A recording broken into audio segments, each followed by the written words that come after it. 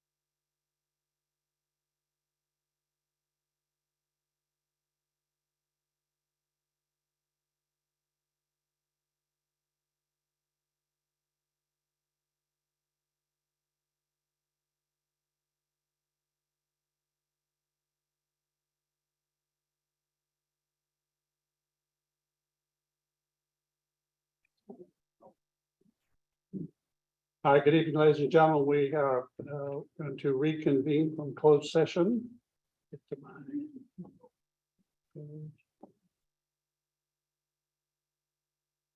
We'll reconvene the regular board meeting at 7:30. Item 4A, flag salute. Mr. Falsgraf, would you lead some pledge of allegiance, please? Ready again. Allegiance to the flag of the United States of America, and to the republic for which it stands, one nation.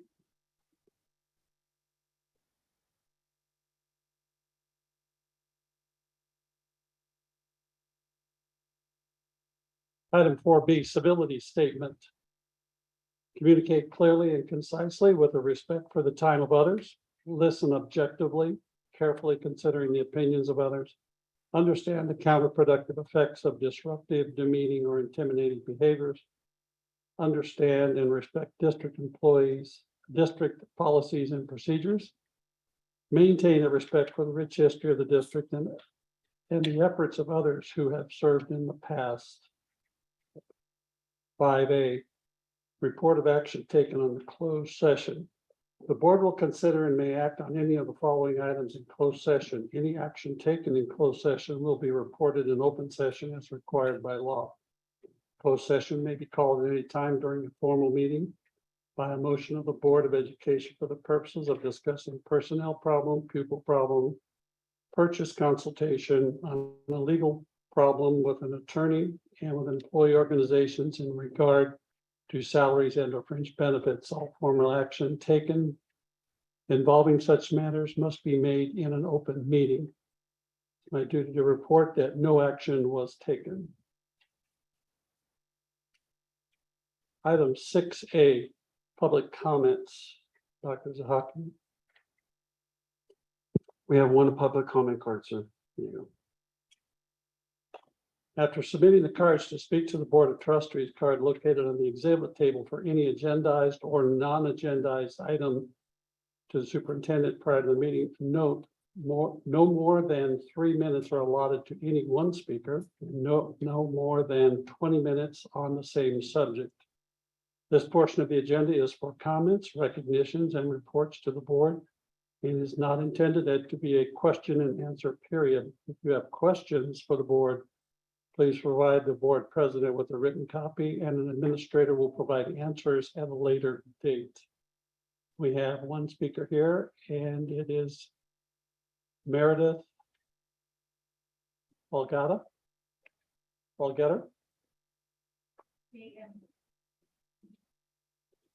You just state your name for the record, please. Meredith Fallgater. Yes. Okay, I'm here because my son still doesn't have a fifth grade teacher. The district has done everything possible. They've spruced up the classroom. They got a long-term sub. But since the first day of school, that long-term sub has been out multiple times. This week alone, he's had 3 different subs, I believe. Both the superintendent and the principal have reached out. They're doing everything that they can. I still am in this state of awe because there's still a crisis in education. People aren't applying. There's still this open position. It is a Williams Act violation. All classrooms need to be fully staffed. And I'm still like compelling the district to look in the certificated employees that are employed with the district right now and see who can be pulled into that classroom. There's been no consistency whatsoever. So 3 different subs this week. It's really challenging. There's 1 grade in the grade book for him. And it's just, I know it's a challenge and I know it's beyond anything that they can really do. They can't make people apply for the job. They can't make subs show up consistently. But I read the contract multiple times, and it's up to the purview of the district to pull people in and transfer them into classrooms where they're needed. So I'm just hoping that something can be done. It's now several weeks into the school year and there's still a vacancy and there's still no teacher in that classroom. So I'm just back here again until there's a teacher. Hopefully I won't see you in 2 weeks. Thank you.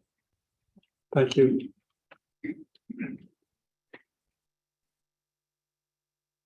Item 6B, Golden Spotlight. Dr. Zahaki. Thank you, Mr. Jorgensen. So we commence our Golden Spotlight for the school year tonight. We're looking to celebrate academic achievements of our VASCA students. Tonight, we are recognizing our Vasquez students who earned either a 3, a 4, or a 5 on an advanced placement exam during the 2021-2022 school year. The following students successfully elected to take on an AP exam and passed, which earns them college credit on their transcript. And if I butcher anybody's last name, students, I allow you to butcher my last name at any given time. And that's easy to do, so you have my permission. And we have some on the list and you see it there. So thank you, Alex, for putting that on the slide. I do appreciate that. We have some that have already gone on and graduated on our four-year university. But we're going to read off the names and congratulations to our AP students.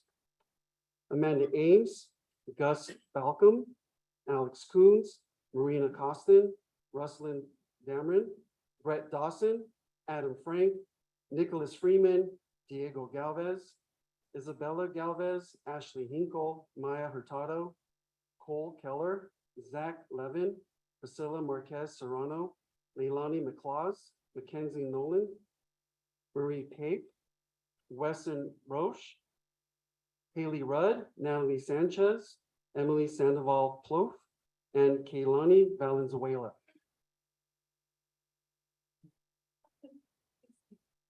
That's okay.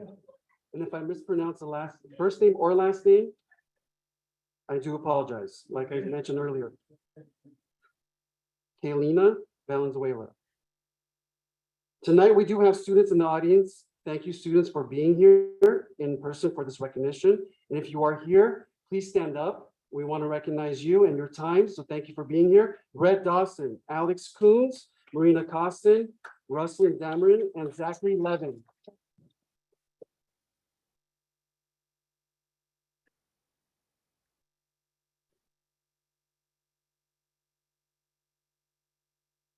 And Cole Keller. I apologize. Yes, can Cole stand up?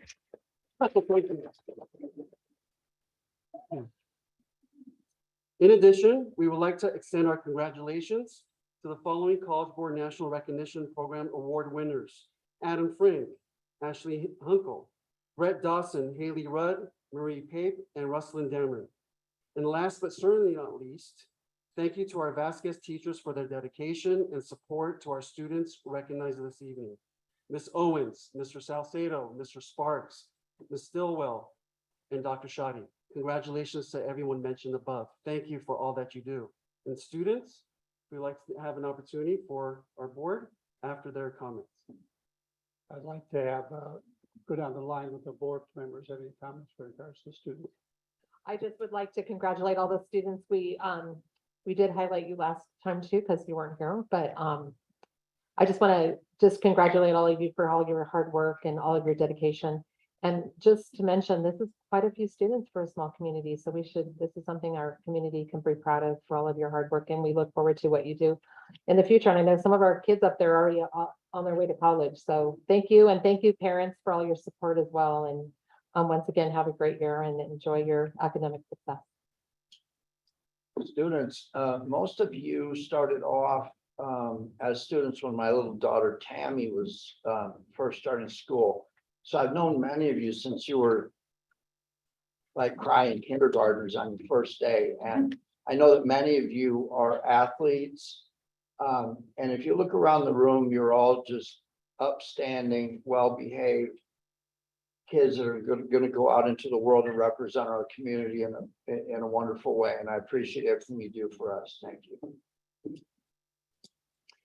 Everything that I would say, I would just be reiterating what my fellow board members have already said. So I'll just congratulate you and let you know that I am very, very proud of you. And parents, I know you've worked hard for this as well. So congratulations goes to you as well. So good job. Keep up the good work, both in the classroom and on the field and on the stage, everything that you guys do to be amazing. So keep it up and good job. Congratulations. Congratulations, kids. Congratulations, Cole. I have a little bit of experience hanging out with you, the scouting. So good to see you put in the extra effort, a little bit of extra effort, taking these tests or applying yourself just a little bit more throughout life is going to help you guys, whether it's applying for a job or applying for college or getting those extra credits for college. So I commend you guys for taking the extra step and challenging yourself and just pushing yourself to do better. So congratulations. I want to thank all the students for their work, and I look at it, I counted 23 names in our small school district, and there's congratulations to go around. Certainly our staff help prep and organize, and parents having your students, your sons and daughters work hard and do their thing, but the greatest amount of appreciation goes to the students for actually teaching themselves in online learning and prepping and preparing during the transition as we came out of our mandates. They still had a lot of work to do. The commitment to take on an AP class and to do all the additional work and the reading and the studying and to show the assessments. It's one thing, but to choose to take an AP test, because there are some students who are not prepared for an AP test. All of you chose to take the AP test and you passed that with 3s, 4s, and 5s. So now on your official transcript, when you go to college, the admissions counselor looks at those AP credits that are on your transcript that know that signifies what my colleagues on the board have said, that you are exceptional young men and women. And that what's going to serve you well, your hard work and your commitment to your studies, whatever that is. I was not an AP student, but I certainly appreciate the hard work that it takes to get it done with all the extracurricular activities, whether that's athletics, performing arts, doing club ball, doing other things that are all in all this turmoil that we went through. You still were able to choose to do an AP class and then take the test and pass it. Congratulations to you all. So what we'd like to do now for all the students that are present, if you can step forward. Board President, What? we've got a couple of latecomers, Ms. Costa and Ms. McCloud. Can we have a round of applause for them as well? Yeah, I think we guys, could you guys come out in the open where everyone, there you go, that's much better. so if all the AP students that are here. Haley Rudd, yeah. If you'll come forward, we're gonna have that. If you'll come forward and to the dais, and we'll have a photo up so we can record this.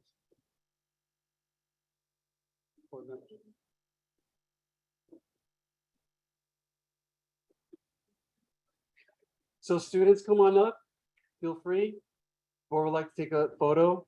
Congratulations once again.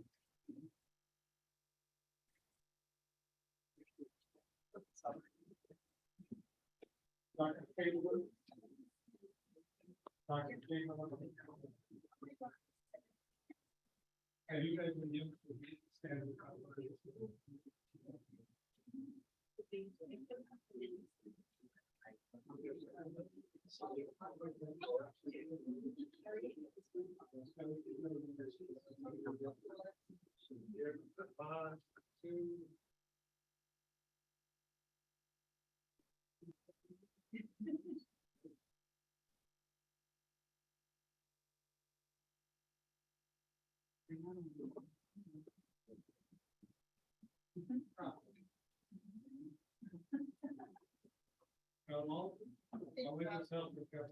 Oh, yeah, I do. It's for the next question. There we go. All right, ladies and gentlemen, round of applause for the-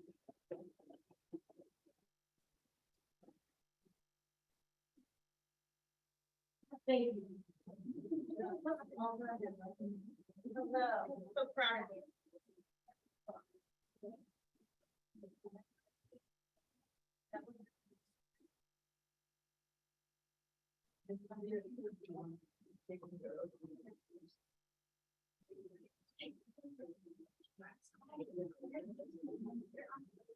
Thank you.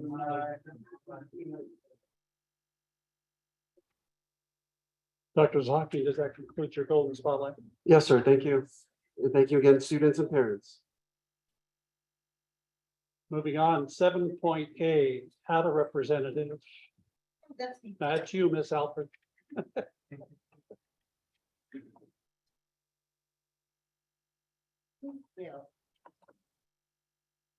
Hello, Marilyn Alford here on behalf of ADA.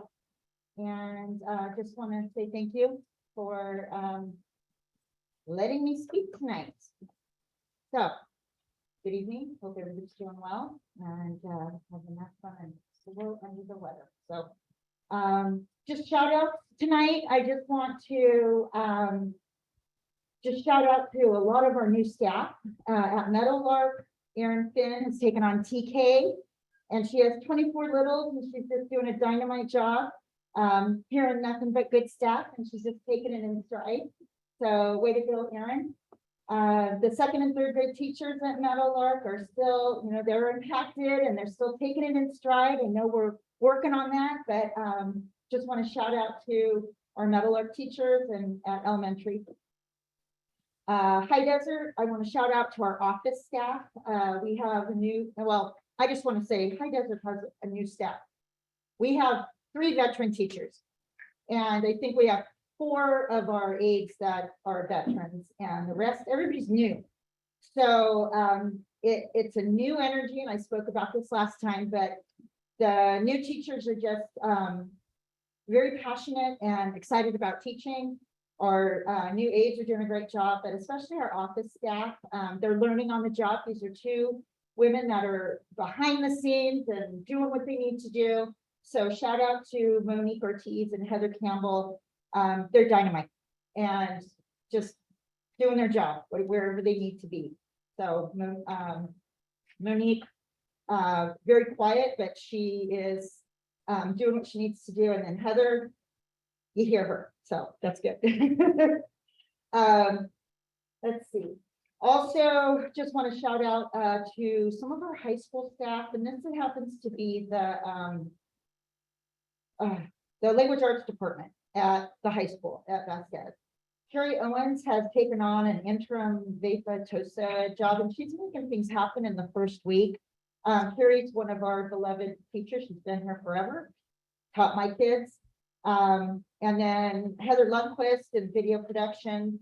She's just doing what she needs to do to get all the information out to the students. So just want to shout out to her. And then we have a newbie, Mr. Wyatt Brown, who came onto the staff and or onto Vasquez staff.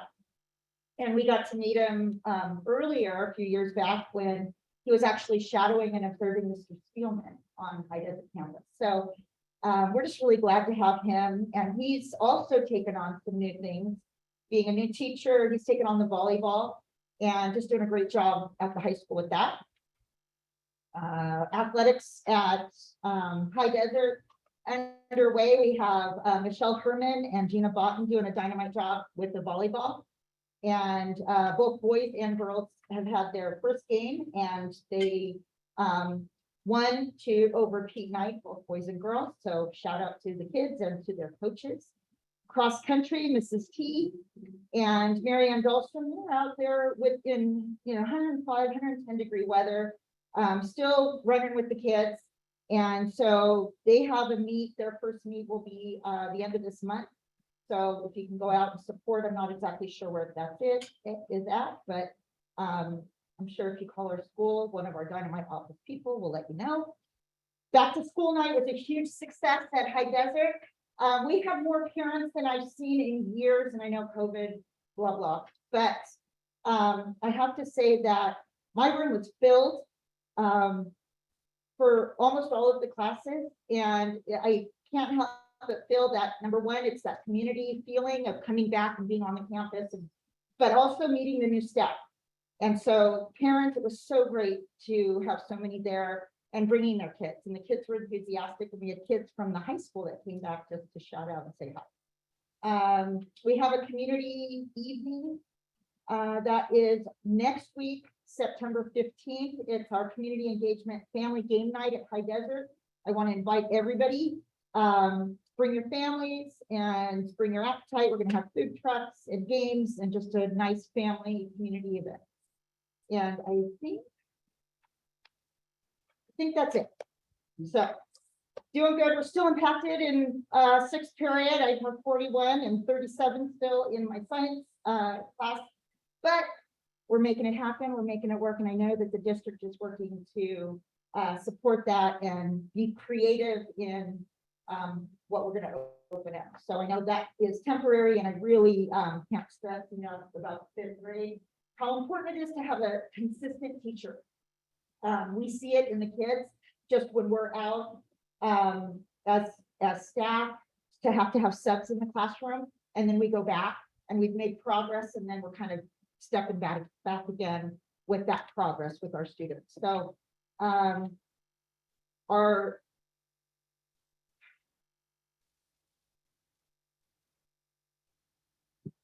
all of our our substitutes that have come in and stepped in, like Debbie Wax.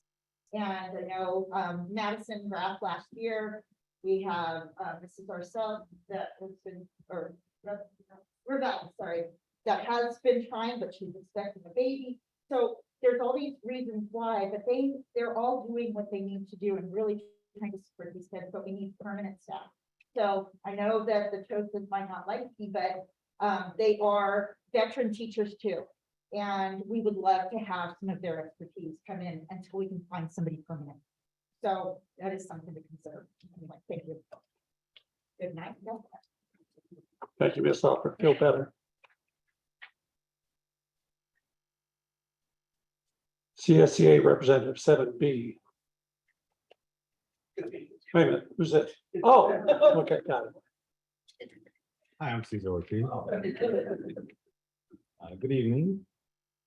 I have some updates to share. We are working on additional PD for our classified staff. We'll be having a Know Your Rights training at our next meeting conducted by 2 CSDA labor reps. We expect a good turnout. We are working on providing voluntary PD during the last 3 days of winter break. This will help classified staff make up lost wages because of the extra week we have during winter break this year. We are happy we were able to get PE aides back on our campuses. It was nice being able to work with the district and make progress. Last Friday, we had a brief opener with the district for our 2022-2023 negotiations. We look forward to the district setting a date for the next meeting. We hope to have a positive open dialogue. And thank you. Good night.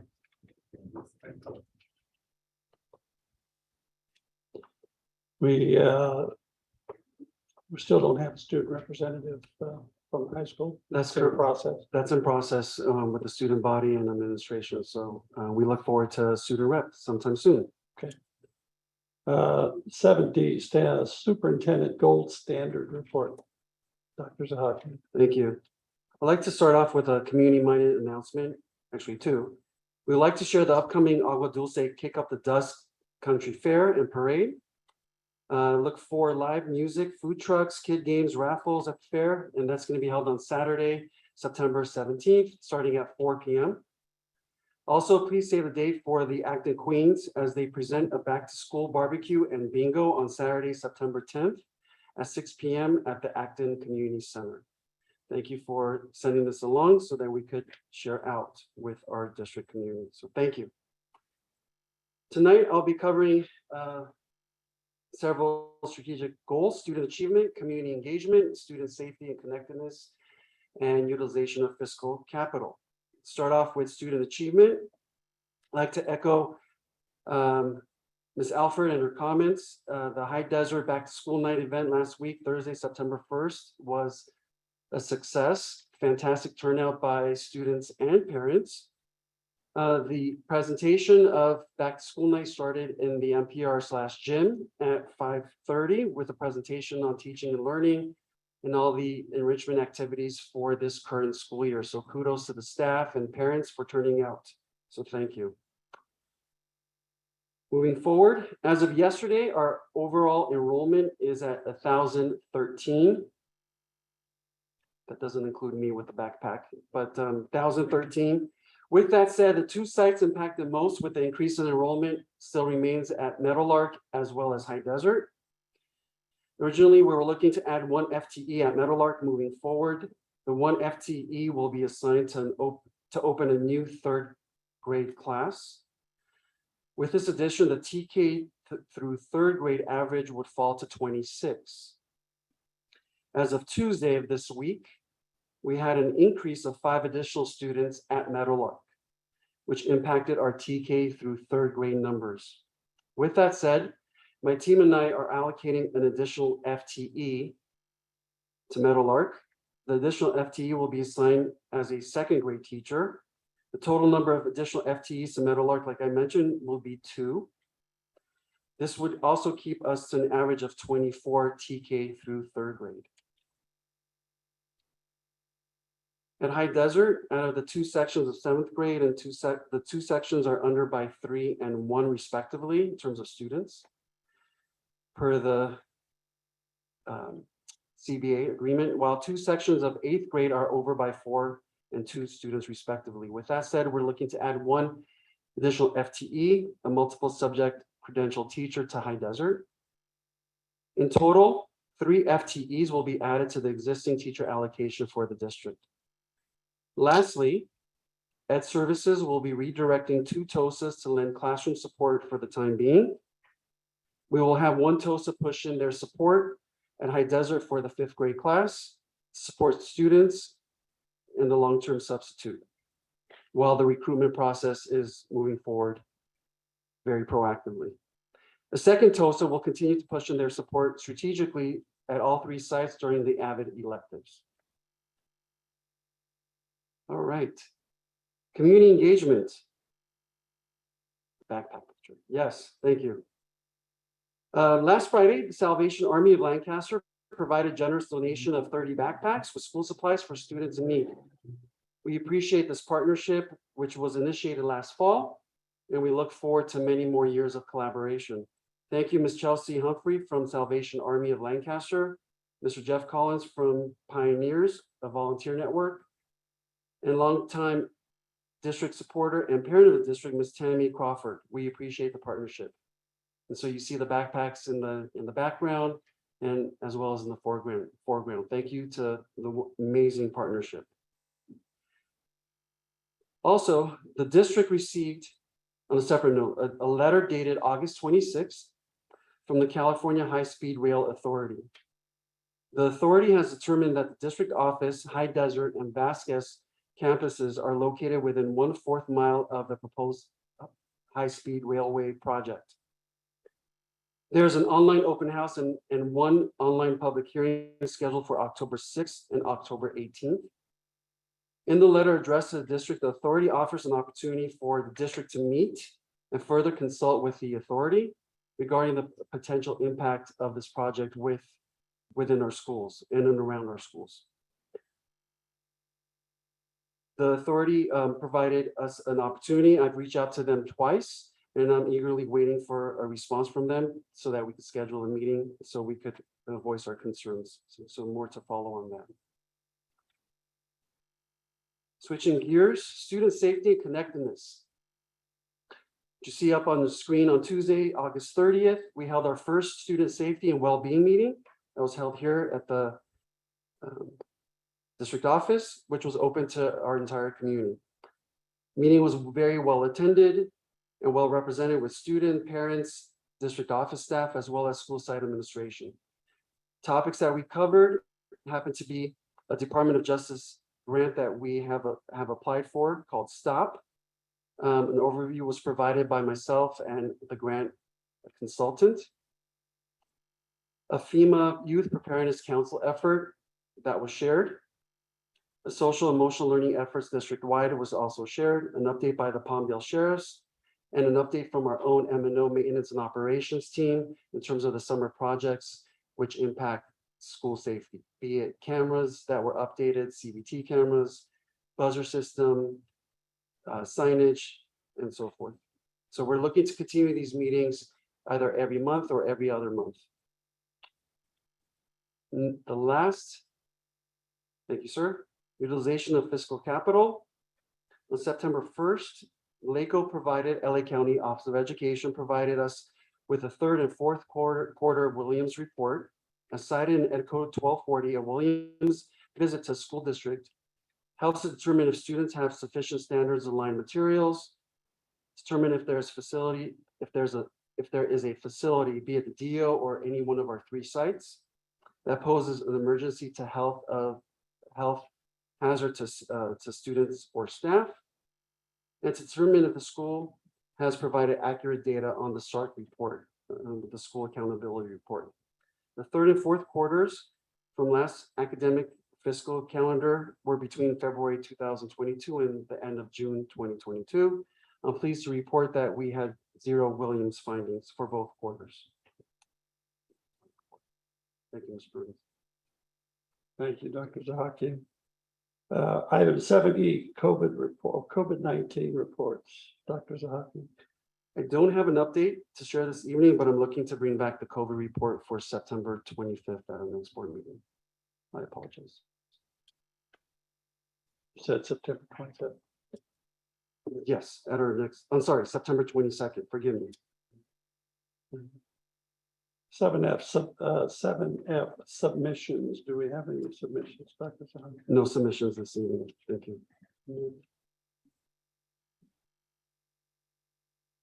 Board member comments. 8A, Ms. Jensen. I don't have a lot of comments, just, with enrollment's a good thing, and then we have all these, problem finding teachers, which is, so it's, I'd like to thank the community for their patience and their support and understanding, because, we need to have teachers in the classroom. Dr. Stocking, I have a couple of questions, just so, that we're clear. So we have 1 FTE for a second, 1 for a third, and then 1 for multi-subject for high desert, correct? Correct, And TK sitting at 24, so, as of today, yes, we're right at that yeah. cusp. So, we wish we could pick what grade levels they come now. Right. But, and then we also, so when you say that you're going to have, ATOSA come to the 5th grade and push in, can you tell us what that's gonna look like? When you say push in, are we talking half day, full day, helping us, are we talking co-teaching? Like, I think we need to have some clarification what that means for our community. Sure, thank you, Ms. Jensen. Ms. Shaw, our Assistant Superintendent for Ed Services, can we clarify a little bit in terms of what we know for the push and support? For the by push in for TOSA? the 5th grade, what is that gonna look like? Thank you. I think it's gonna depend on when we get the next sub in, what that looks like. Because at this point, we're working on getting the permanent person in there and what their qualifications are. So, the TOSA is aware, I spoke with her yesterday, so she's willing and ready to go in there and do whatever she needs to do. But we need to talk to that person so that they're aware of, and we know what their needs are. Does that make sense?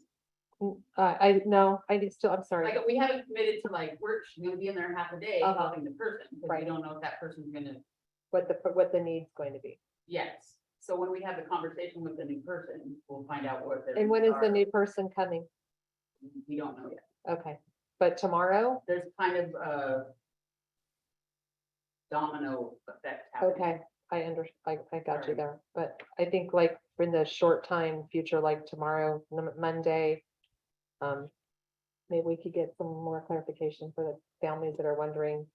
They're not really clear. I don't feel like the families are gonna know for Monday what's happening with my 5th grade student. Yes, we were trying to get something in place by Monday, so hopefully we can firm something up tomorrow, but Okay, this evening, this afternoon by 4:30, we weren't able to confirm. So we're hoping that we can confirm tomorrow so that we'll know, to be able to tell people. okay. And this might not make some people happy, but I do want everyone to understand that an average class size of 26 is considered very low. Right? So compared to what everyone else, where everyone else is sitting. So, I mean, that's just something that our community enjoys. So I just want to point out that that's something that is another plus for our district is when we are fully staffed, that we do have, compared to most areas, we have low class sizes. So that's excellent. So with that, we expect to have good outcomes out of those classrooms. So that's all my questions. I just feel like we needed to have some more clarification of pushing in for the 5th grade. And we look forward to seeing some more information. Dr. Sakin, I'm gonna ask that once you guys figure out what the situation is, if you could reach out to that class, please, so the parents have a clear understanding of what's going on. To kind of calm some of their concerns, which are, you know, they have reason to have concerns. They're understanding that I think they need some more information. So as soon as you have the plan, I think you need to reach out to them and let them know what that is. Please. Thank you, Ms. Jensen. Thank you. We'll be working with the site administration, Ms. Van Nornum, in terms of crafting a communication piece to the fifth grade parents that are impacted. But they keep coming, so that's good. So we need to keep, you know, keep flying position. Thank you. Oh, I have one more thing. I'm not finished. I do want to point out the College Board National Recognition Award. Because last time I did highlight the ones we celebrated tonight, but we do have some winners for the national role. For the rural area for the College Board National Recognition, and that's Adam Frank, Ashley Hinkle, Brett Dawson, Haley Rudd, Marie, is it Pape, and Ruslin Dameron.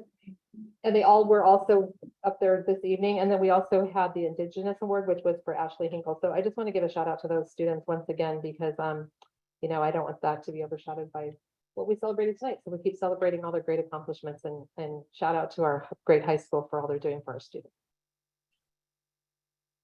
We're ready now. Yeah. So, I appreciate that level of candor, regarding pending employment. I wish my city council would have had that open, frank discussion while I was still negotiating my employment contract the night before I was hired. That would have given me a great deal of more money and more confidence, but thank you too. Okay, I've attended several volleyball games the last couple nights. It seems that the girls volleyball team plays every day. They should have won every game, but there's just a little bit, and that's probably the most stressful thing I've ever been through. And it's going on forever, kind of like tennis. But the takeaway is the logos and the way the gym is overdressed is killer. It's top notch.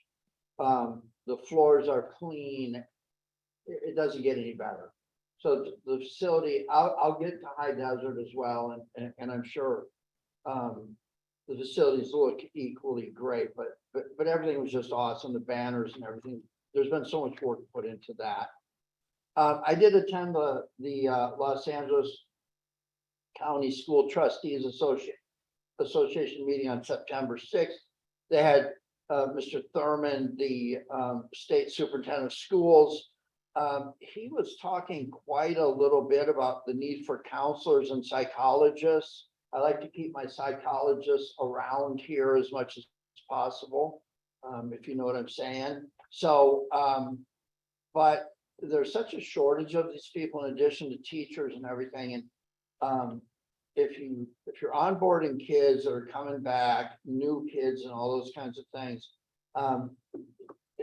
it's getting to the point where the state is going to start giving out scholarship funds to people who are considering school counseling. So if you're looking at a kid that's going to college and doesn't know just what to do yet, and they have compassion for human beings, something I'm not that familiar with, but encourage them to go and take a look at that field, because there's a severe shortage, and I can guarantee you there's going to be employability just about anywhere you want to go.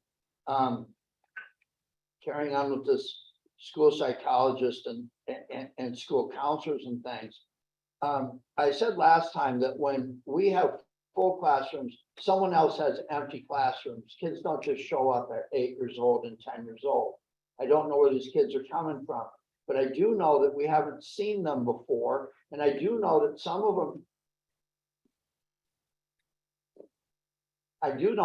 them probably have IEPs. And I do know that once they're enrolled is the appropriate time to ask about an IEP, not before they enroll. But at the end of the day, when we have kids coming in here, there's 30 calendar days to identify those things, and then there's meetings to have and stuff. And I really don't want to see an uptick back there 6 months from now because we've missed dates and stuff. And we want to remember a big settlement to knock off 20 ADA enrollment just like that.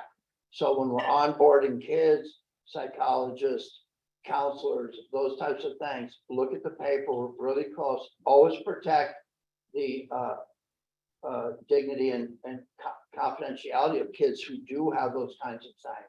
But be on the lookout for those, because the time they walk in the door, the clock is ticking.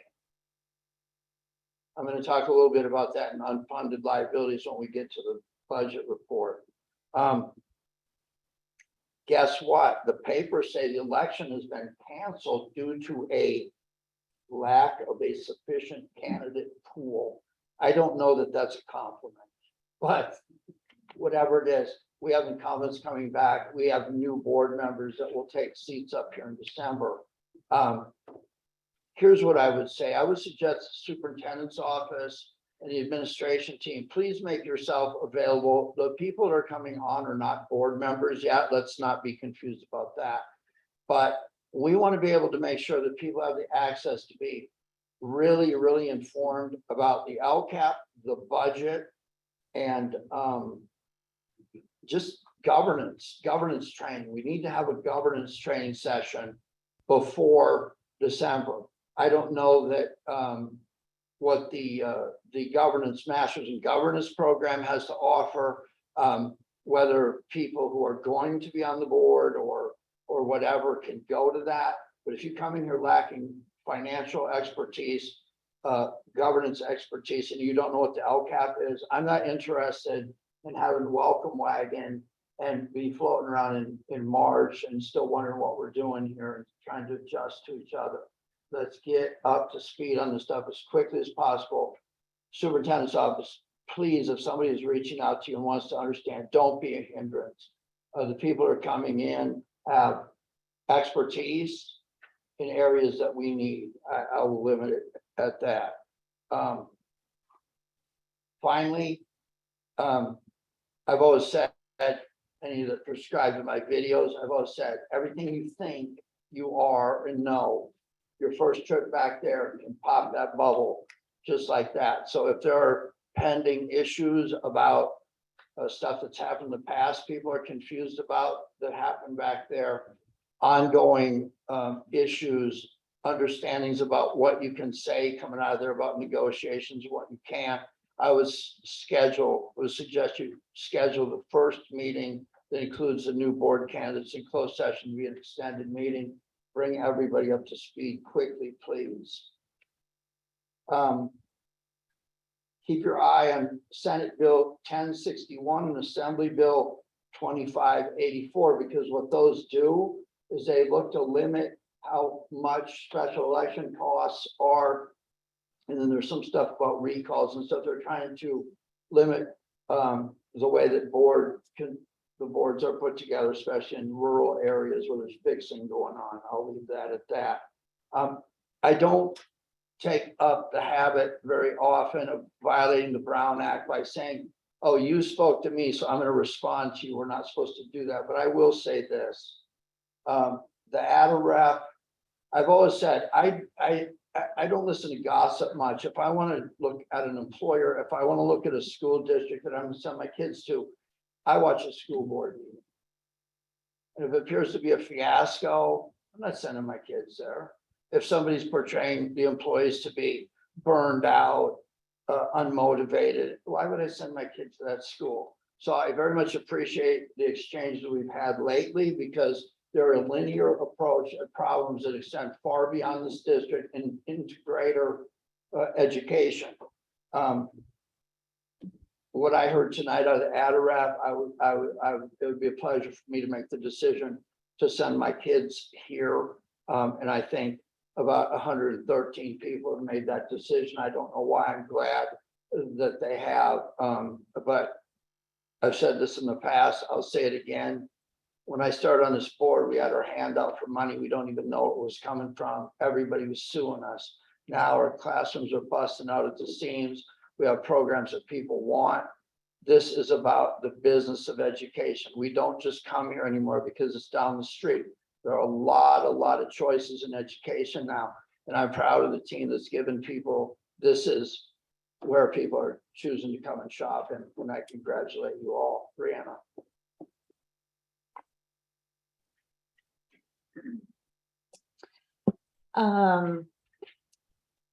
First, I want to, everything that I was wondering about the the fifth grade teacher and what that's gonna look like. You asked the questions, Kelly, so thank you for doing that. I really appreciated getting that bit of knowledge from your questions.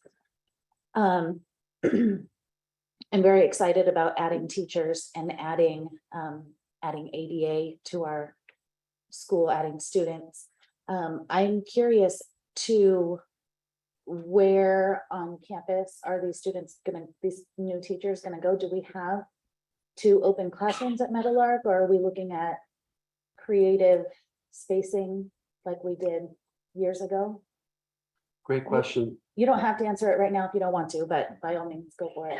So, taking a holistic view, anywhere from staffing allocations to the physical layout of the campuses. We've walked campuses, let's say at Vasquez, Meadowlark, and checking to see, what's available, what can we actually make do, what spaces can be kind of collapsed into, let's say, a classroom setting now, and as well as M&O looking into even portables. So we're looking at the full range of what could actually take place to accommodate the numbers and the teachers. Thank you. I do want to give a shout out to Mrs. Chamberlain, Mrs. Van Ornum, Mrs. Blindmeyer. You guys come every single week, and not every employee is beating down the door to come and join us at our board meetings. So I just wanted to thank you guys every single week for coming in and supporting the district with your time here at the board meeting. So I thank you for that. I was able to attend a part of a Vasquez volleyball game. I'm looking forward to attending the High Desert Solar Prep volleyball game tomorrow at High Desert. I love supporting the sports. I love supporting the students. I do wholeheartedly believe that we do have some kids on our campus that can excel and play the sports and play the instruments and the dance and do all of the things.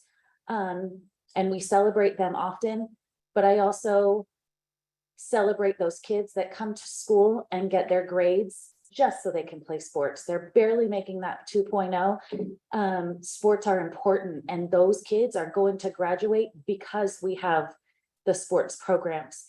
So the more sports that we have, the more encouraging it is to not forget about those kids that aren't the most scholastic, but they are athletic and they have found something that they love on our campus. And that's always the goal, to get kids to come to school, find something that they love.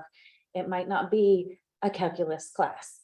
It might not be come to school for friends. They might just be coming to school because they love sports, and we need to celebrate that as well.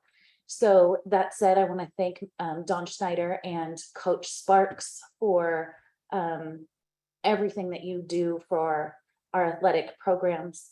I know the athletic director on my campus talks extremely highly about Coach Sparks and Don Schneider and the things that Vasquez and High Desert do for the whole sports program in the junior high Silver League.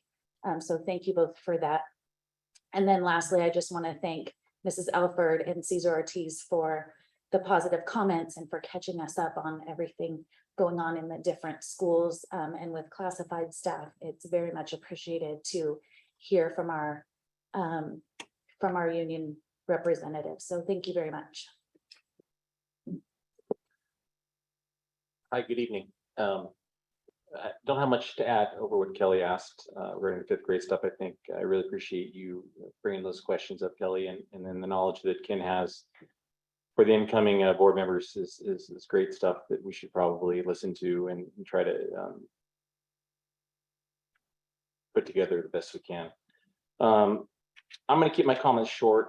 I will say that we're going on 2.5-3 weeks into the school year, and the vibe around all of the schools is just really good. It's really positive. The kids that I'm talking to are just ecstatic about their teachers, their principals, just the environment, and I'm fortunate to have family members that go to all 3 schools. So I took this past weekend as we were having family time, and we really talked about it and discussed it, and everybody's just really happy with their schools right now. And I want to say thank you from the top, the administrators, the principals, the teachers, and all the staff. It goes to all the credit goes to them for making that environment really positive and inviting for the kids to want to come. So thank you for making that possible.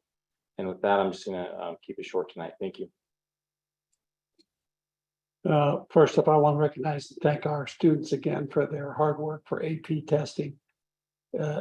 Can't underestimate and can't discount the importance that plays with their transcript and their endeavors to be lifelong learners at a university or wherever they want to go when they can get that AP designation on their official transcript because they passed their AP test. And a big shout out to those students who were successful enough to get fives, because fives are difficult, they're challenging. Every teacher knows that. Our AP teachers, instructors know that. And like we did. The parents, we appreciate your support for your students and your students and the teachers, but the best congratulations go to the students for helping them going online and getting supplemental training to prepare for their test, particularly in these challenging times. Moving on to our member unit representation reports. It's always good to get good news and enriching and uplifting news coming from our staff. And we always knew that we had really good teachers and classified on our campuses, and it's good that they get that recognition when they come to public comments by their member representatives. It helps us to attract more people. I know that listening to what the comments were about the new teachers coming on board, congratulations to HR and the interview community for selecting teachers that are going to make a difference, that come into our small community, because that's our attraction. We're not a big campus with 5,000 kids. We're a small district with smaller groups of kids. We have classroom challenges coming with the ADA, and those are good. Those are good signs that we have those challenges. Now we address those challenges and move forward. We don't build a classroom and there's no kids. We get the kids and then we add a classroom. We respond to that. And I think that, I know you and I've had conversations, and that you'll talk with staff and make those efforts and get those things. Do I look through the personnel action report and I see that we're not, like we said before, we're just like every other district. There's challenges we face, and we've got to find out where those professionals are that want to come in and help our students. So one question I do have is, we have some agreements with universities for credentialed program teachers that are wannabe teachers. Are we doing any outreach? Hey, do you have anybody in the credential program that can come over here and start their training here with supervision, like what I do with the University of Bakersfield? Great question. Before I defer to HR and Ms. Shaw, we've cast our net much wider than we have in the past, and we have been, interviewing and recruiting and interns, teacher interns, and that takes special credential, and the HR works with CTC for the credentialing of that piece. So we've cast our net with teacher interns to get them in our classrooms. Ms. Shaw, if there's anything that you want to add regarding. I will confess that when I go to my candidates, when I supervise for Cal State Bakersfield, and I said, "Why are you here? Why don't you come?" I keep telling them, go down to A.B. Freeman, that little school on the left. But they're picking up the coordinator that places these candidates that, hey, I got an opening over here. You guys got anybody in the pipeline that's in that portion of their credential training where they can qualify as an intern to come over? We'll have our TOSAs that can supervise them and get them in there so that we can so we don't have these long-term vacancies that affect our kids. I don't know. I know that you're working hard. It's just that, like when I had my Zoom meeting with my candidates that I have at Cal State Bakersfield right before I came here, I'm looking at all the candidates. Yeah. I'm figuring out which one could work. What are you teaching? Trying to figure out, convince them in the best way I can to take a look over here instead of going to the big high schools. Come over here to our middle school and our elementary and our high school. So just an idea. Pick up the phone and call them. I know you're working hard on it.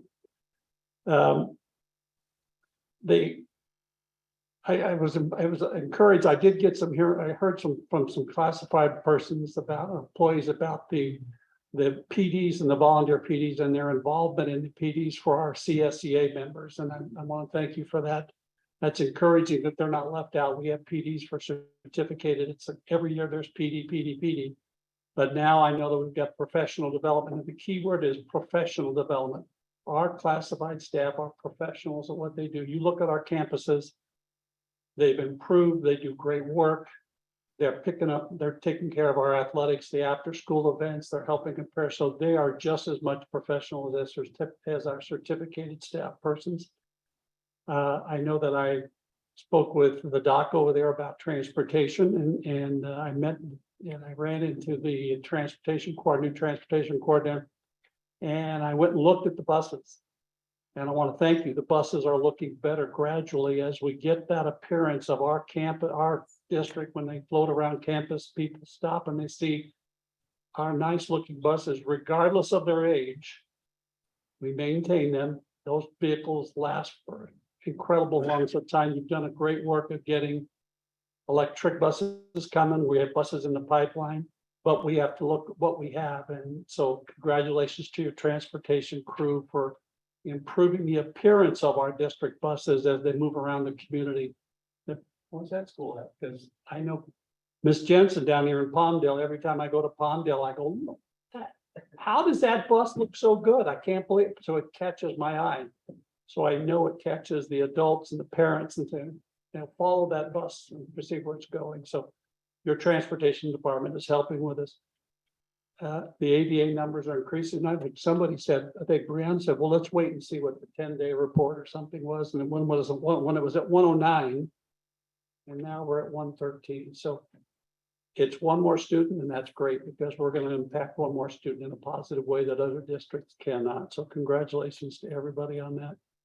And just keep up the good work. And the term I end my comments when I'm talking with Dr. Zahaki, when we're interacting about things ahead, and I said, well, let's just steady ahead. Let's just keep steady and let's keep moving ahead and we'll be fine. Congratulations to everybody.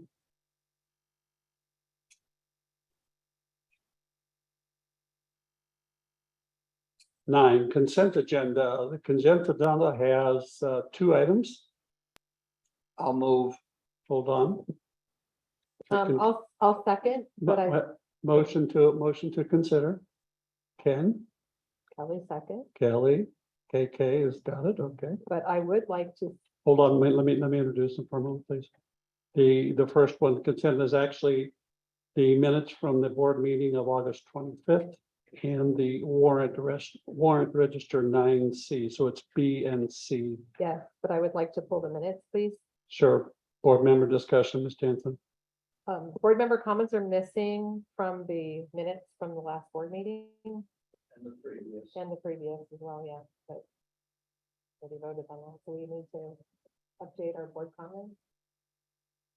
So I'm going to suggest we table this until we can, So we'll table 9B. Do you want to make a motion to table the 9B regular board minute yep, I'm of making a August motion, 25th making a motion to table the minutes from the last board meeting. from August 25th? I'll second that with a point of order that any of the last board meetings that do not have board member comments should be resubmitted. Good. Okay, so any other board member discussion on the amendment to table 9B minutes from the regular board meeting on August 25th? Hearing none, call the question. Kelly Jensen, I. Falls Graph, aye. Brianna Texoni, aye. Chad Walter, bye. Tim Jorgensen, aye. The warrant register is amended to table 9B. The only remaining item on the warrant on the consent agenda is the warrant register. Motion to consider. All right, motion to consider the warrant, the consent agenda. Ken, after the revision, you want to still move it? To consider the consent agenda. This is Kelly Jensen, so moved. Okay. Board member discussion regarding warrant register. Hearing none, call the question. Kelly Jensen, I. Falls Graph, aye. Brianna Texoni, aye. Chad Walter, bye. Tim Jorgensen, aye. Consent agenda is approved. 10A, personnel action report, motion to consider. Chad Walter. Chad, I'll second. Brianna, Dr. Zahaki. Thank you, Mr. Jorgensen. Just want to share with our trustees. We have not amended the PAR since posting the agenda. Pardon? We have not amended the PAR since we posted the agenda. Board member discussion. Yeah, so, because I'm just looking here, we have elementary teacher for High Desert, not Meadowlark, so that's what is that what you're saying needs to be amended? No, we What are you just, saying? we typically have changes to the PAR after posting. Okay. What was posted Is originally correct. is Okay, correct. Okay, Thank you. all right, because I see our open positions, it says High Desert for elementary. Yes, Teacher that, For the because- fifth grade, because- right? But then are we gonna add Meadowlark? yes. Kim? Of course. We have it posted for Meadowlark. Okay. We just didn't amend the PAR. and- Got it. Should, I just wanted to make sure. Okay. should we pause for audience discussion? No, okay, thanks. That's it. Any other board member discussion? Call the question. Kelly Jensen, I. Falls Graph, aye. Brianna Texoni, I. Chad Wadsworth, aye. Tim Jorgensen, aye. Personnel action report is approved. 11A, football field refurbishment at High Desert School. Motion to consider. Chad, Kelly Jensen, second. Kelly, Dr. Zahaki. Thank you. I know that there's a well overdue refurbishment of the High Desert Field, so the proposal is attached. Dr. Mirza, I'm not sure if you have any comments to share with the board this time. Just that this project was approved over to be completed over the summer, but this is their actual proposal that delayed due to supplies. Board member discussion. Hearing none, call the question. Kelly Jensen, I. Falls Graph, aye. Brianna Texoni, I. Chad Wadsworth, aye. Tim Jorgensen, aye. Motion carries. 11B, purchase of gopher mesh for High Desert Field. Motion to consider. Kelly Jensen, so moved. Kelly. I'll second. Dr. Zahaki. So we got some gopher mesh for additional mitigating factors for the field at High Desert. Board member discussion. I have a question for now, in this meshing that they have, I looked at the physical sizing of this. Now, this is going to be perimeter fencing, perimeter around the edges of the field. Yes, So it's going to go down X feet to keep the gophers from lateral digging. yes. It's not going to be carpet out in the middle of the field under the turf. Okay. It's the only thing I have. Any, call the question. Kelly Jensen, I. Falls Graph, aye. Brianna Texoni, I. Chad Wadsworth, aye. Tim Jorgensen, aye. The motion carries. 11C, best advantage MOU. Motion to consider. Chad, I'll second. Brianna, Dr. Zahaki. Thank you. The best advantage MOU is really the LACO financial accounting and payroll platform that we pay LACO for us to utilize. This happens approximately every 3 to 4 years. Board member discussion. Hearing none, call the question. Kelly Jensen, I. Falls Graph, aye. Brianna Texoni, I. Chad Wadsworth, aye. Tim Jorgensen, aye. Motion carries. 11D. Okay, we're beyond 8:30. 11D, Heartland Solutions. Motion to consider. I'll motion. Brianna, Kelly, second. Kelly, Dr. Zahaki. Yes, through our child nutrition funding source, we're recommending the purchase of an updated point of sales system for food services for our district, please. Board member discussion.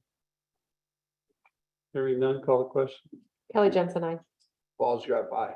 Brianna Texoni, I. Chad Wadsworth, aye. Tim Jorgensen, aye. Motion carries. 11E, 2021-2022 unaudited actuals. Dr. Zahaki, motion to consider. I'll move. I'll second. Who seconded? Brianna, Dr. Zahaki. Thank you. Our district is growing our ending fund balance. by prudent oversight and controlled spending. And I know that Dr. Mirza, Dr. Mirza has a formal presentation. It's all yours, sir.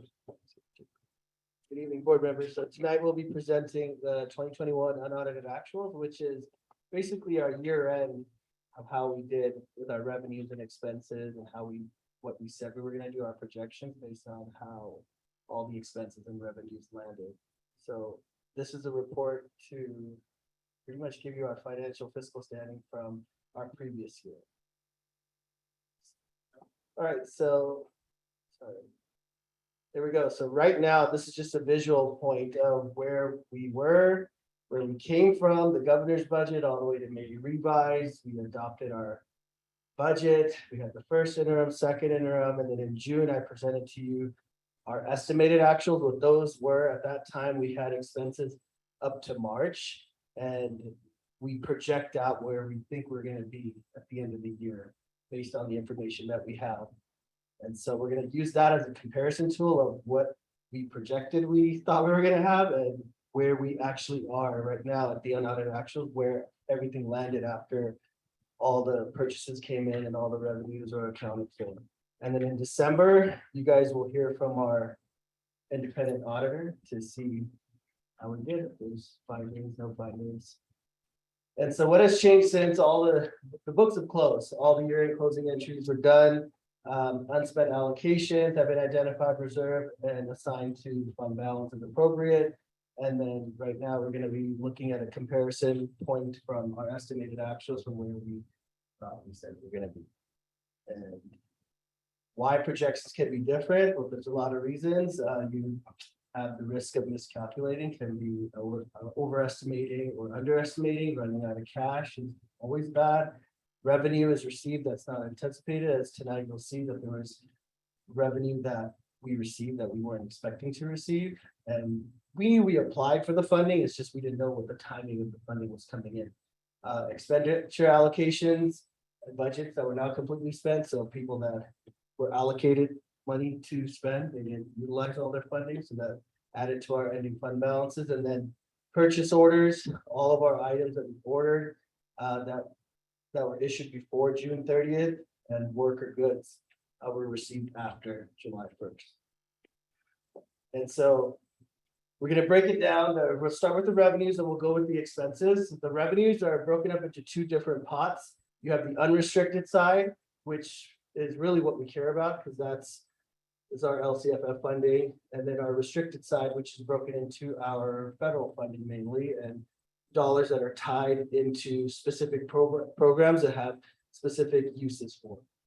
So our LCFF formula came under about 445,000. Our federal revenue normally, as you see why it says 0 here at estimated actual, because federal revenue normally falls under the restricted category, but we received some new funding that we'll go into detail about what it was, and that funding was classified as unrestricted. So when you get the money from the feds, they either tell you there's some restricted usage or they give you the flexibility of, hey, here's the money, do what you want as long as it falls in these parameters. And that determines whether it falls under the restricted side or the unrestricted pot. And so then we have state revenues that came in a little higher and local revenues that came in about $200,000 higher. So a net total of a decrease of what we thought we were going to get at 13,460,000. We ended up actually at 13,300,000. So not too bad, but on the restricted side, we switch over. As you can see, we increased 831,000. Majority of that factor you see is federal revenue. It shows. So this was our actual budget, 1.6 million, where we thought we thought we would have enough revenue in there to cover all of our expenses. And so what happened here, this is not an increase of funding, the federal revenue. What it is we added money from our carryover to match the expenses that came in at the end. So it looks like it's an increase, but it's not. We just pulled from our carryover, specifically the federal revenue. Now, there are some new state revenues and local revenues that we did receive that weren't expected, and I'll go into that. But specifically, this 555,000, I can't say it was new revenue. It was ESSER 2 and ESSER $3 that we had carryover that we spent a little bit more than we expected to, which is a good thing because there's a timeline to spend those monies. So we have to move that carryover amount to match what the expense spent. And so this is just a glimpse of what our restricted allocations are. So people have a visual aspect of here. Okay, so you keep saying restricted, but what falls under restricted categories? So we have our ELO program, educator effectiveness, lottery, part of lotteries, restricted money. We have our A to G success grants. So these are just the programs that make up the restricted ending fund balance. The changes in revenue, LCFF was quite honestly was just overstatement of what we thought we were going to get and compared to the revised P2 funding. And so that's why it came in lower than what we expected, but we had unexpected local revenue that offset that. And so federal revenue increased 58,000 of it was due to the new forest reserve fund. And that's where we saw the 50,000 over there on the other end on the unrestricted side. It is still federal revenue, but they give you the flexibility to spend it how you want.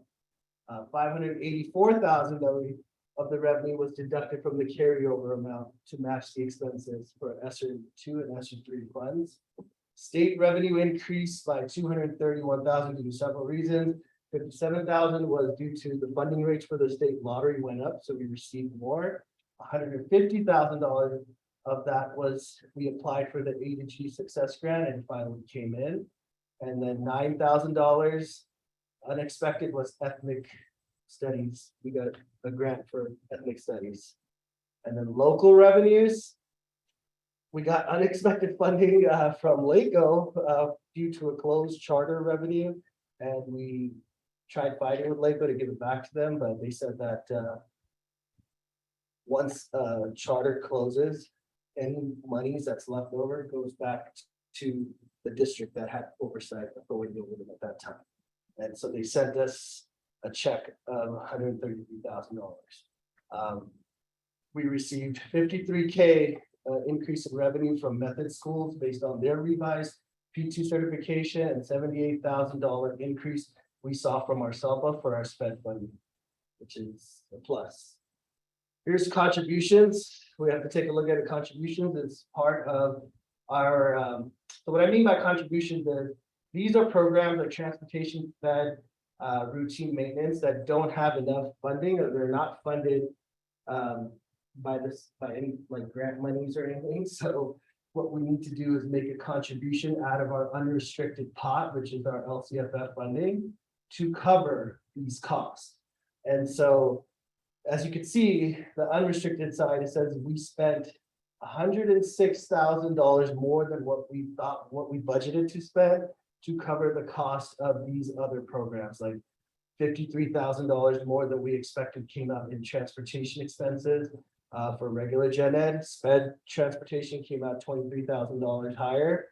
Our overall sped costs reduced by $7,000, which is plus, but our routine maintenance, keeping up with our facilities, our expenses increased by $51,000. To account for all of those, we had to contribute out of our general fund pot to cover those costs.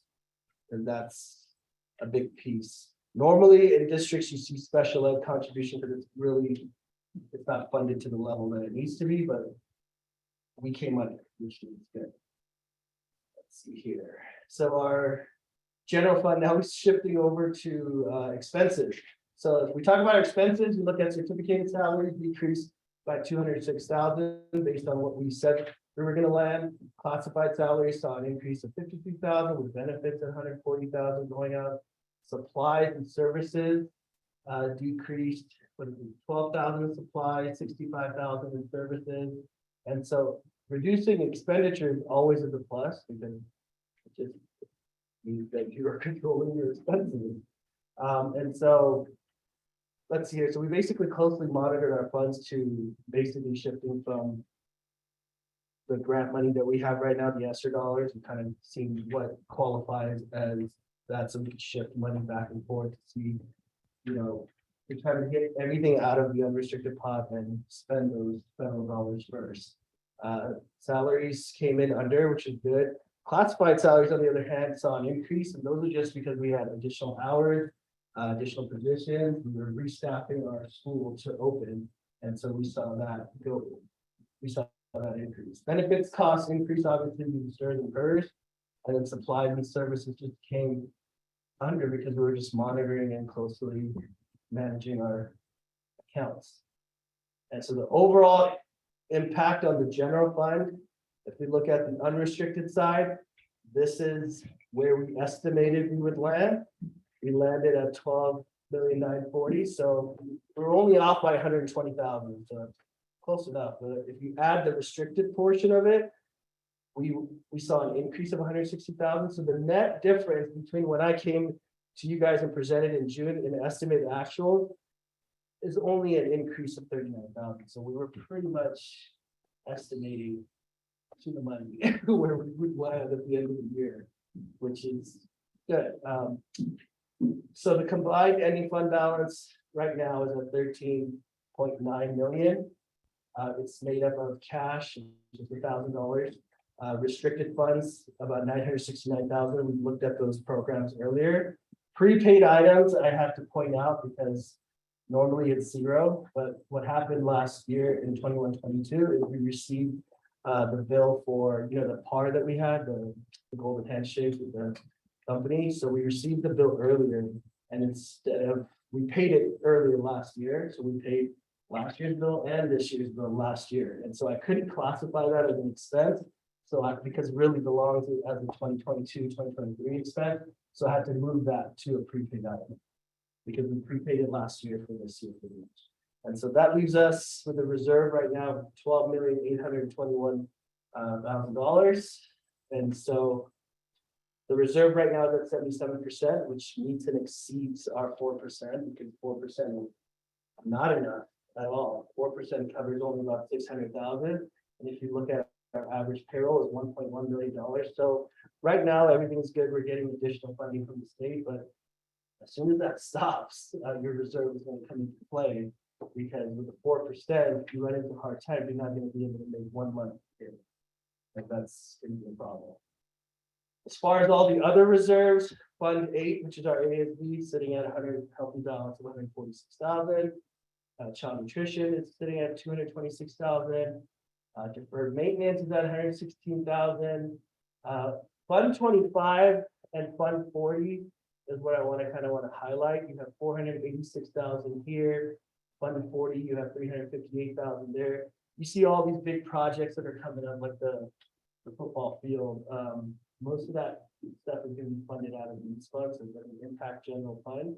But eventually, as these balances go down, in order to sustain our facilities, we're going to see a transfer out of the general fund into these funds, like 125,000 every year to get that balance up. So that way you can continue to improve the facility. And that's pretty much it. We saw a total increase overall of our ending fund balance is 1.7 million. The unrestricted was 1.1 million.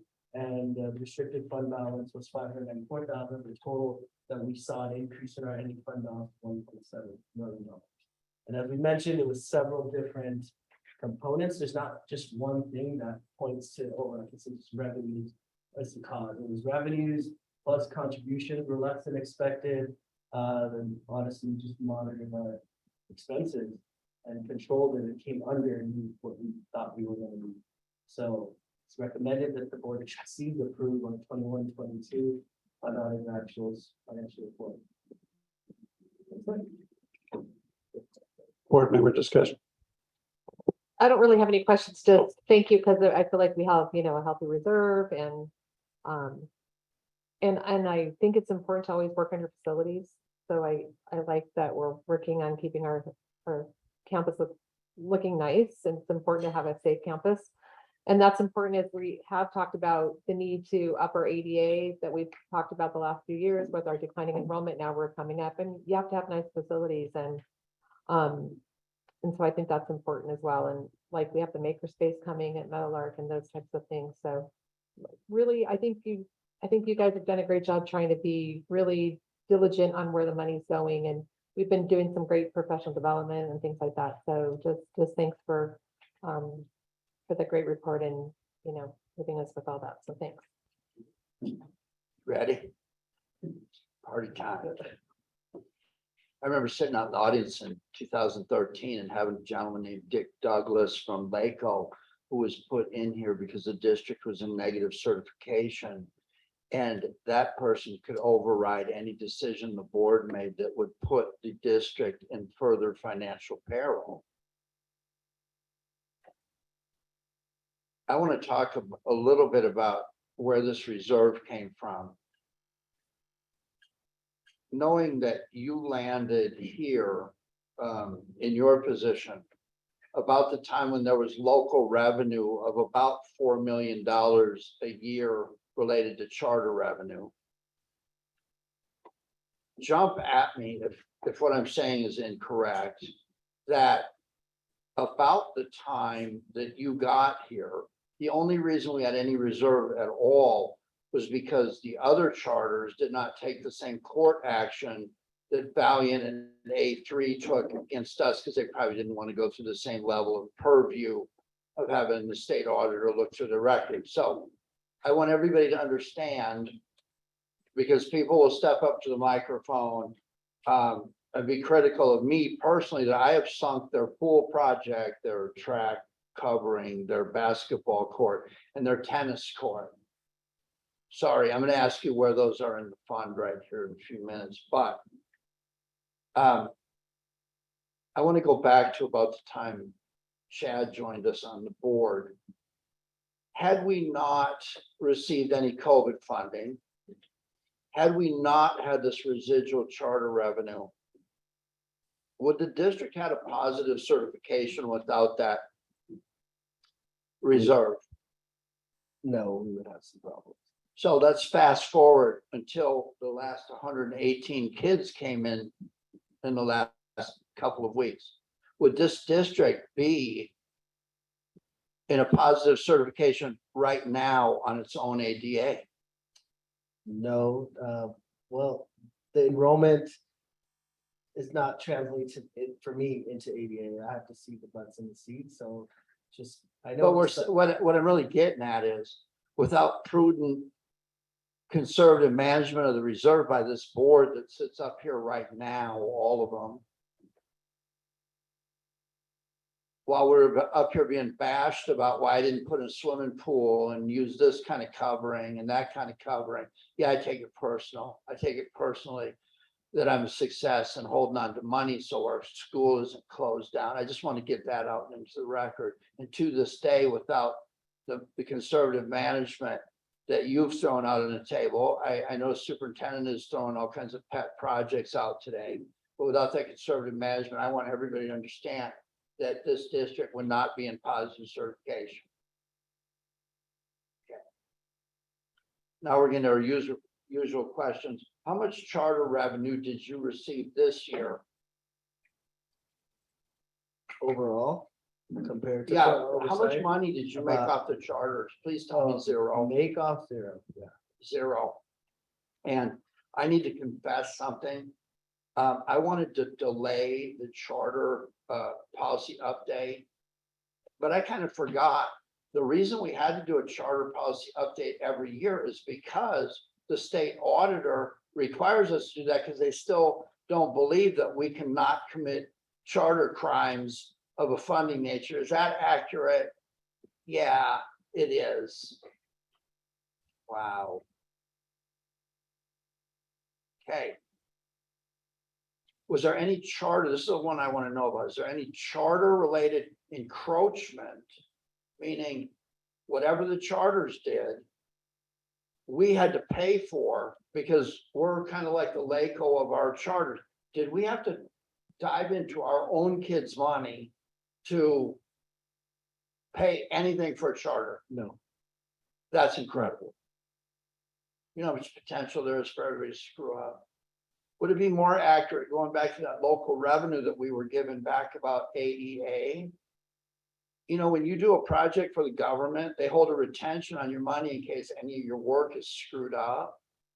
Is it not more accurate that LACO held on to that $133,000 to see if there were any more, did I just say more?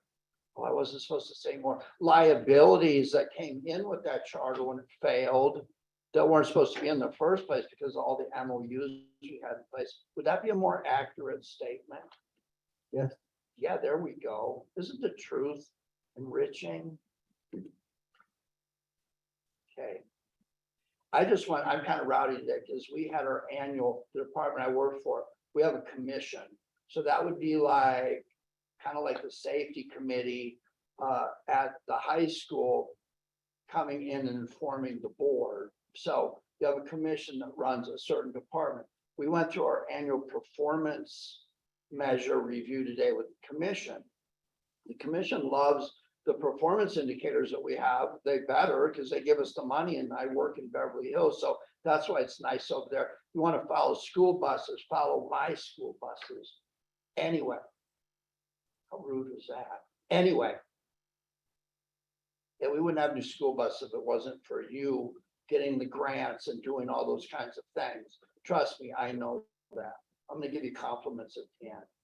But what our commission is worried about is the unfunded liabilities. We have trees diving out of the sky, or the trip hazards, or all those kinds of things.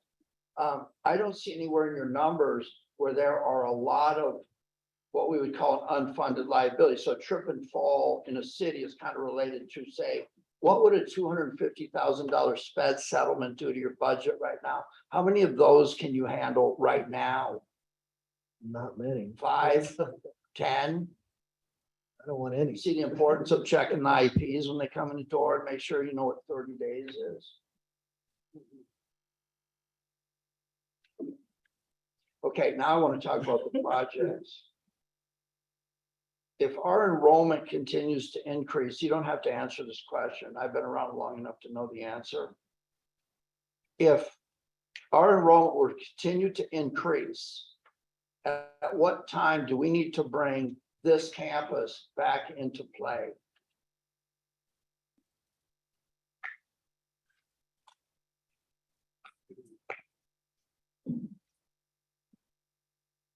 I would be thinking about that if I were y'all. Because when I get on TV and talk about how good it is, Chad, I loved your comments tonight. That was just the bottom line. That's the bottom line. When people watch this, they're gonna come over here. They're gonna be, I want to be where Ken and Chad are at, and we're gonna be flooded with kids. What is it gonna take to bring this campus? Can we open the doors tomorrow morning? No, we can't. Why? Because there was no DSA approval, even when they gutted this room out, that room out to make whatever this is, because this used to be a library. That used to be sped rooms. We were drowning in charter money, so we had to spend it so quickly that we had to gut that out and put this in here. But what is stopping this campus from taking students tomorrow morning?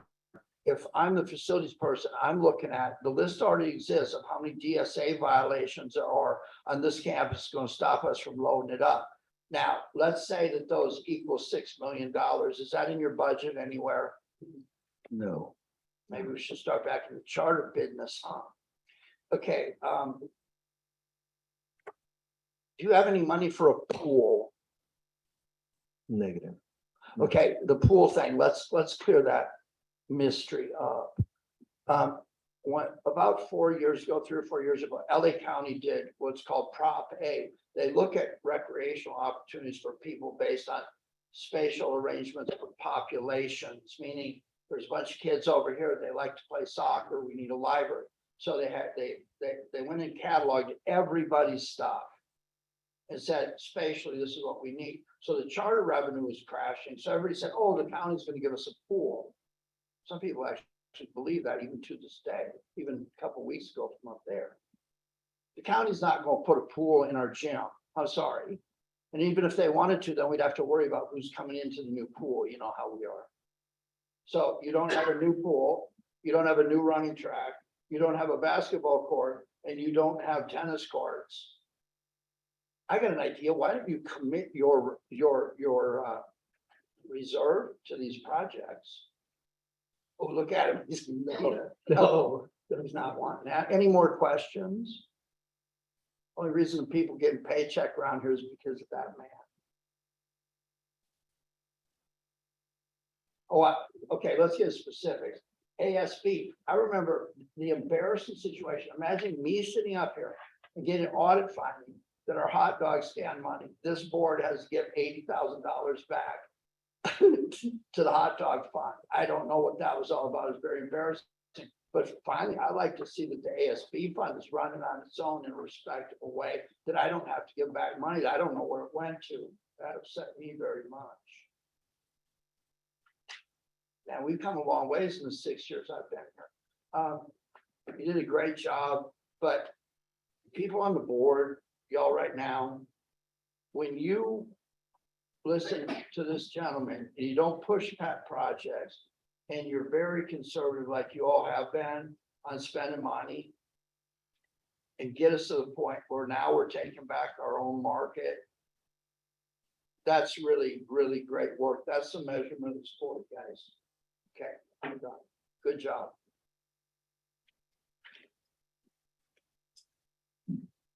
Thank you.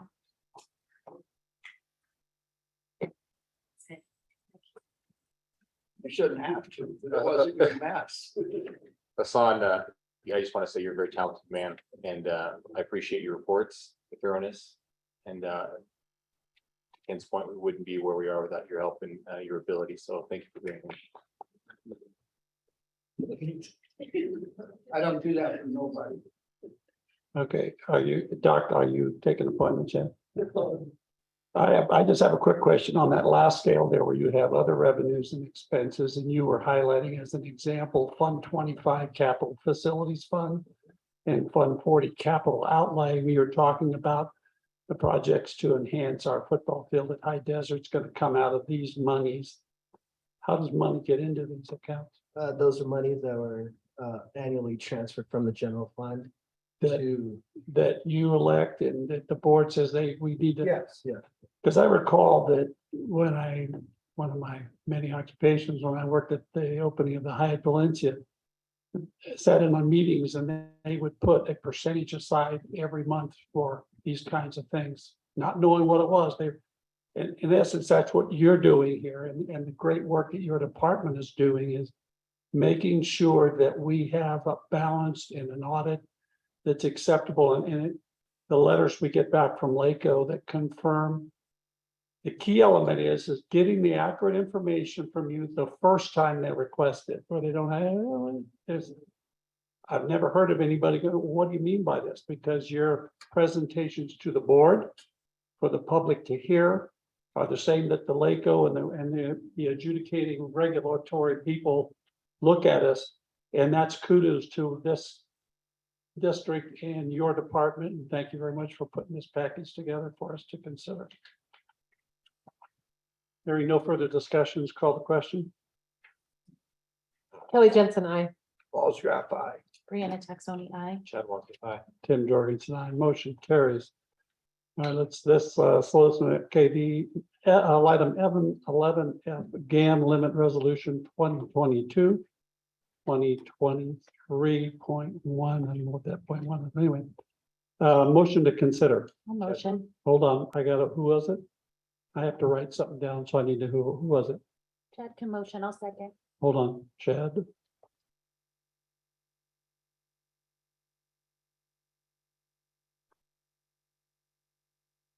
And it's seconded by Brianna.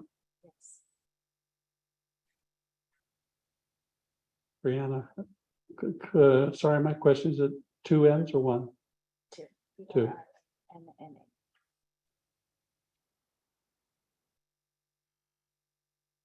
Dr. Zahaki. Just, before I defer to Mr. Sun, the GAN functions as a limit to LEA spending, and it's all dependent on population and inflation. And so we're asking the Board of Trustees to approve the resolution adopting the GAN for the 21-22 fiscal year. Yeah, this is a requirement for the unaudited actuals. As a part of the unaudited actuals, we have to report to the state, just our stated appropriation limits. And so it's a requirement. I have to do this every year. Board member discussion. Hearing none, call the question. Kelly Jensen, I. Balls drop by. Brianna Taxoni, aye. Chad Wadsworth, aye.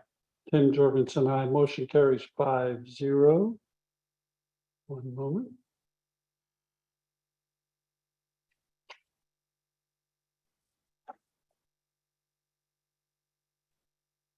Eleven G, traveling therapy staffing service agreement, motion to consider.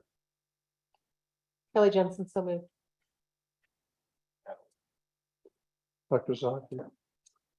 I know earlier we were talking about staff shortages, particularly when it comes to special education needs and staffing there. This is a client agency contract primarily for special education positions that are quite difficult to fill. So we're recommending approval from the board for the staffing service agreement, please. Board member discussion. Is it possible that you could have a therapist come and see me right here, right about now? No.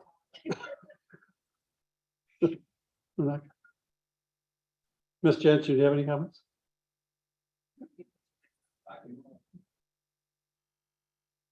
None, hearing none, call the question. Kelly Jensen, I. Paul Giraffe, aye. Brianna Texoni, I. Chad Wadsworth, aye. Tim Jorgensen, I motion carries 5-0.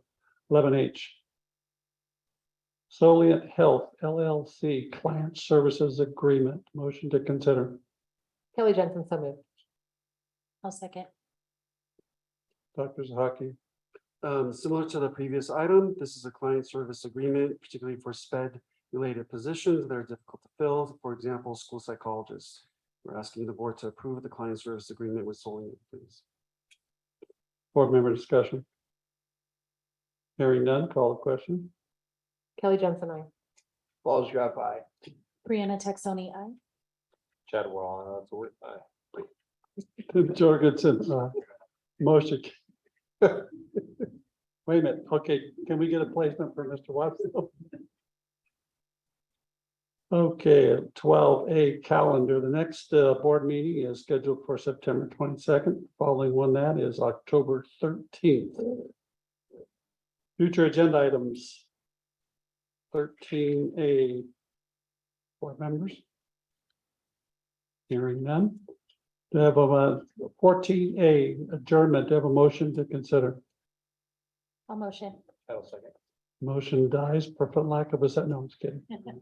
Brianna, Chad. Hearing no further discussion, call the question.